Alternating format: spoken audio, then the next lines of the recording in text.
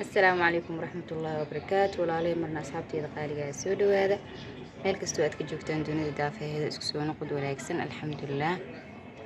waxaa idin wadaa maanta part 2 routine plus vlog, laakiin qaybtii hore xaqeeda ma aadan siin. maxaa idinka khaldan asxaabe? maxaa idinka khaldan? dee subscribe iyo like iyo wixii lagu sameyn jiro dhan channelka yaa laga hakranina idin leeyahay. codkeyga inaa maqleysiina rajeynaya tv-ga ag daaran. soo part 2 isla socod wanaagsan insha allah. vloggeeni rutiinkeeni wuxuu nooga bilaabanayaa asxaabteeda qaaliga. bibiga yaraa waxaa u diyaarinayaa subaxnimada hore xanaano waa u feeray raba dharkaas ma fahanteen.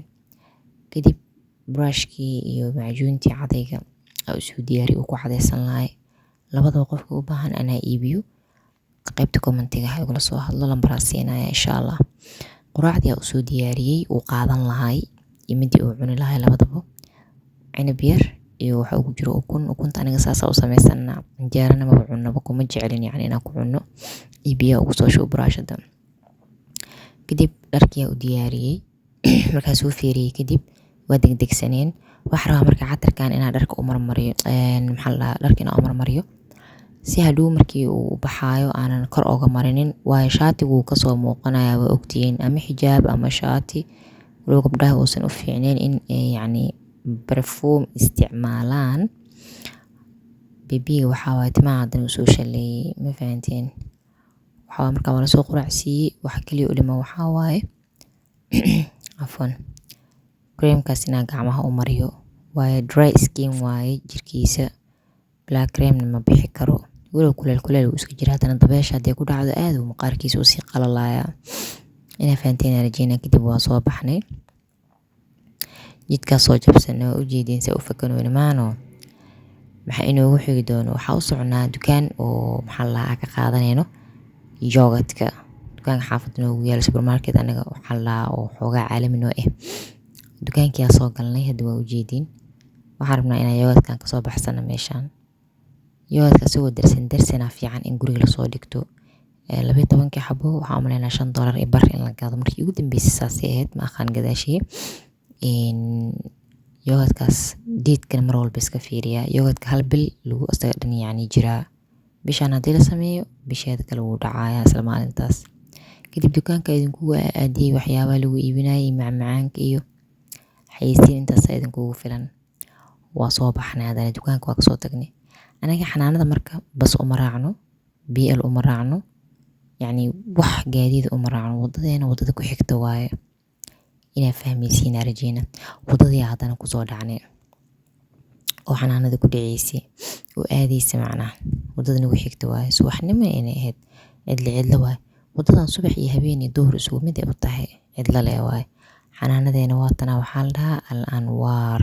kusoo dhawaada. وجودي بذكر الإله وتصفو الحياة بنور هدى. جمال الوجود بذكر الإله وتصفو الحياة بنور هدى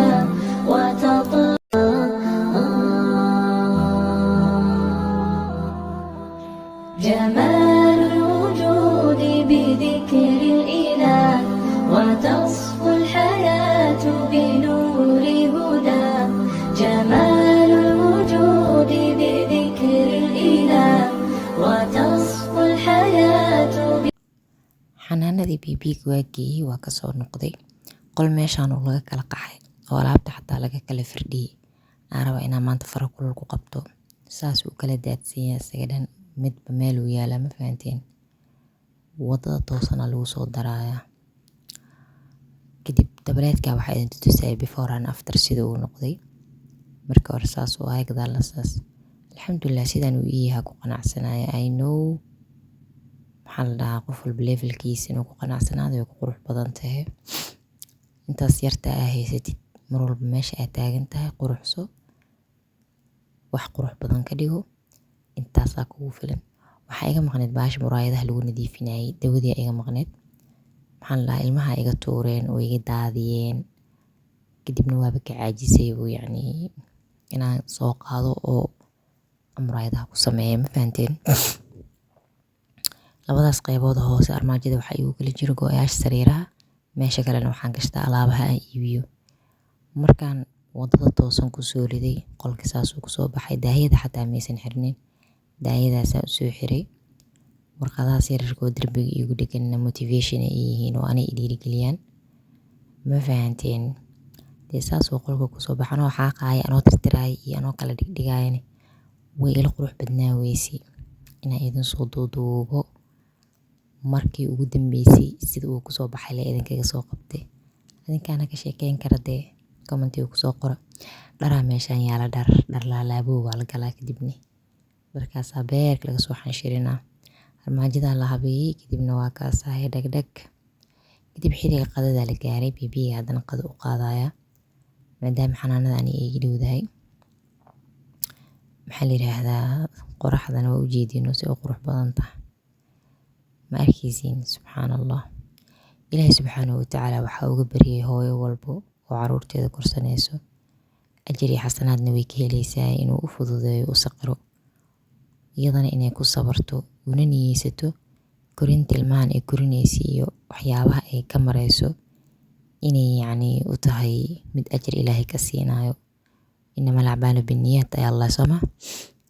Hadalkayga markii intaas aan uga soo tago, qoraxdaanaan day kusoo dhahay 7 saac duhurnimo la marooyaa, waaba daahayba maanta. Ka hor inaad tagtidaa lagaa rabaa intaanan la siixinin ilmaha, ma fahanteen walaalayaalow? Anii kaamiradeeda meeshaan isla wareeguuna weli, masaakiintu albaabka taaganaan gabka siiyey. Sidoo kale bibidan yariiste maalintay dhalataa la gaaray, ana dhalasho weyn oo adduunyo kala kacsan iyo waxaas ma dhigi, just cunug inaan la farxo maalintaas oo banaanka aageeya leh maahan, wax kale ma sameeyo. Cilaankaasaa u soo saaraya, kadib waxaan diyaarsanayay dharkay ilmaha ay ku bixi lahaayeen. Bibidaas waxay qaadanaysaa dharkaas hadda ujeediin, iyo koofidaas isku qaadanaysaa, iyo kabahaas mid walba dharkiisa iyo koofidiisa. Dhagahaas yaryarka ahne waa u soo helay, ma fahanteen? Bakaaraa uga soo qabtay, iyo taakadaas intaasba iyada isla leh, wax walba waa isku maamaajgareynaya, ma fahanteen? Bibida labaad iyadana dharkeeda waa kuwaana, waxa waaye maxaan dhihi karaa, ukunta qaybteeda shahriga maa la dhahaa oo bibiye waaye, iyadana dharkeeda waa kaas. Bibiyadii saddexaad gabdho waaye, 3 gabdho halaa wiil waa kana, iyadana dharkeeda macal koofideeda kulligood koofiya ka wada dhisay, ka wada sime. Taakadina waa taas.